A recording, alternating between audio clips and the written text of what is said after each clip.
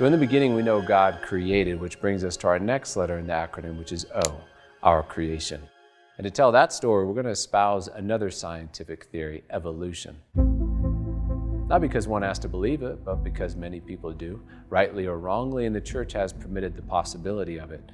As it wrote in the encyclical Humani Generis, wherefore the magisterium of the church does not forbid that the teaching of evolution be treated in accord with the present status of human disciplines, insofar, of course, that the inquiry is concerned with the origins of the human body as arising from already existing and living matter.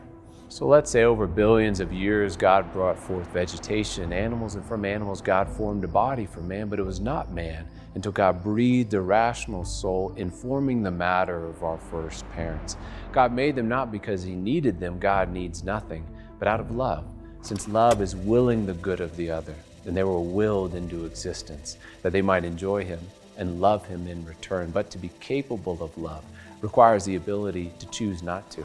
And so God gave them that choice. And that choice took the form of a tree and a prohibition, as he said, do not eat from the tree, for the day upon which you eat of it, you will surely die. That's Genesis 2:17, taking the plainest sense of Genesis.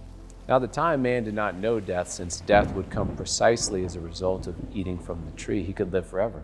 And yet such was a supernatural gift, because considered merely as a man, Adam could have tripped, hit his head on a stone, and died, just like any of us. But he could not die, and this on account of a divine gift which he would keep, provided he could abstain from the tree.